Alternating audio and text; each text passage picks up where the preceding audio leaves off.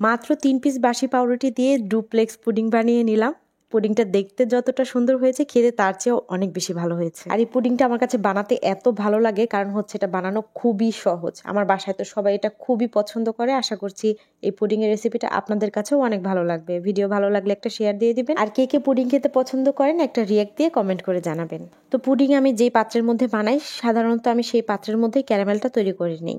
Caramel তৈরির জন্য আজকে এখানে প্রায় 1/3 কাপের মতো চিনি নিয়েছি, কারণ আমি 2টা পাত্রে পুডিং ঢালবো। তো 2টা পাত্রে ক্যারামেল একটু বেশি লাগবে। আর সামান্য একটু পানি দিয়ে দিয়েছি। ক্যারামেল করার জন্য চিনি চুলায় বসিয়ে দেওয়ার পরে কখনোই অনবরত নাড়াচাড়া করতে হয় না, তাহলে কিন্তু ক্যারামেল জমতে চায় না, চিনিগুলো একদম সাদা হয়ে মিছরির মতো হয়ে বসে থাকে। তো চুলার আঁচটা কম রেখে পুডিং একটু ধৈর্য ধরে কিছুক্ষণ সময় একা রেখে দিলে এমনিতেই রং ধরতে শুরু করে। যখন রং ধরতে শুরু করে তখন একটু নেড়ে যে পাত্রের মধ্যে পুডিং বসানো হবে সেই পাত্রে ঢেলে নিলে অথবা এই পাত্রটা একটু ছড়িয়ে একটা সমান জায়গায় রেখে দিলে এটা 2-1 মিনিটের মধ্যেই ঠান্ডা হলে জমে যায়। তো ক্যারামেলটা ঠান্ডা হতে দিয়ে আমি এখানে একটা ব্লেন্ডার জারের মধ্যে 3 পিস পাউরুটি নিয়েছি। পাউরুটির ধার পাশ সব সহই নেওয়া যায়, আমি আজকে একটু কেটে দিয়েছি ভিডিও করব সেজন্য। আর তারপরে 3 পিস পাউরুটির জন্য সাথে আমি 3 পিসই ডিম দিয়েছি। আর এখানে দিলাম হচ্ছে 1.5 কাপ দুধ। আর চিনি আমি সবসময় পুডিংয়ে একটা ডিমের জন্য 2 টেবিল চামচ করে দিই। আমরা মিষ্টি একটু কম খাই, যারা বেশি খায় তাদের 3 টেবিল চামচ দিলেই পারফেক্ট হবে। তো আমি এখানে সাথে একটু ভ্যানিলা এসেন্স দিয়েছি। আমি সবসময় ভ্যানিলা এসেন্স দেই না, অনেক সময় এমনিতেও পুডিং তৈরি করি, সেটাও অনেক ভালো হয় খেতে, তবে বাচ্চা পছন্দ করে ভ্যানিলা এসেন্সটা দিলে, সেজন্য একটু দিয়েছি।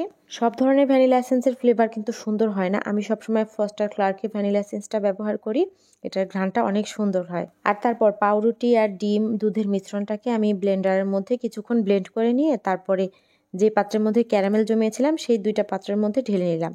একটু জায়গা উপর থেকে খালি রেখেছি কাপটার মধ্যে, যাতে করে পুডিংটা ফুলে ওঠার পরে উপচে পড়ে না যায় সেজন্য।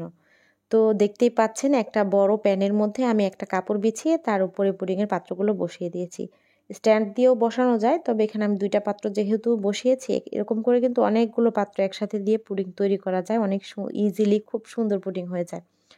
তো এটা হতে একদমই কম সময় লাগে। আমি চুলার আঁচটা মিডিয়াম করে রেখেছিলাম, তারপর ঢাকনা দিয়ে ঢেকে 15 মিনিটের মতো জাল করার পরে পুডিংটা একদম পারফেক্টলি তৈরি হয়ে গিয়েছে। যেহেতু আমি গরম পানি দিয়েছি তাই আমার 15 মিনিট লেগেছে, যদি ঠান্ডা পানি দেওয়া হয় তাহলে সময়টা একটু বেশি লাগতে পারে। এই মিনিট 5-এর মতো বেশি রাখলেই হয়ে যাবে। পুডিংটা ঠিকঠাক হয়েছে কিনা এই ব্যাপারে যদি কনফিউশন থাকে তাহলে একটা টুথপিক দিয়ে এরকম করে চেক করে নিলেও কিন্তু বোঝা যায়। যখন টুথপিকের গায়ে কিছু লেগে না থাকে ভিতরে ঢোকানোর পরেও, তখন বোঝা যায় যে পুডিংটা একদম রেডি হয়ে গিয়েছে। আর পুডিং আমি চুলার আঁচ অফ করে দিয়ে ঠান্ডা হওয়ার পরে সবসময় পুডিংটা পাত্রের মধ্যে ঢালি, এতে করে পুডিংটা নষ্ট হওয়ার বা ভেঙে যাওয়ার কোনোই চান্স থাকে না। তবে আজকে আমি ভিডিওটা শেষ করার জন্য এটা গরম গরমই ঢেলে ফেলেছি, তারপরেও আলহামদুলিল্লাহ পুডিংটা ভাঙে নাই, একদম সুন্দর মতো এটা বসে গিয়েছে। এই পুডিংটা বানানো নর্মাল পুডিং বানানোর চাইতেও সহজ, কারণ এটা পুডিংটা খুব সহজেই বসে যায়, এটা নষ্ট হওয়ার তেমন কোনো চান্স নেই আসলে। আর এই পুডিংটা এত সুন্দর হয় দেখতে, খেতেও মাশাআল্লাহ অনেক ভালো হয়েছে, একদম জুসি সফট একটা পুডিং, অসম্ভব মজাদার। আশা করছি এই রেসিপিটা আপনাদের কাছেও অনেক ভালো লেগেছে। ভিডিও ভালো লাগলে লাইক, কমেন্ট, শেয়ারের পাশাপাশি পরবর্তী ভিডিওগুলো দেখার জন্য আমার পেজটা ফলো দিয়ে দিবেন। আজকের ভিডিওটা এখানেই শেষ করছি, দেখা হবে ইনশাআল্লাহ পরবর্তী ভিডিওতে। সে পর্যন্ত ভালো থাকবেন সবাই। আসসালামু আলাইকুম।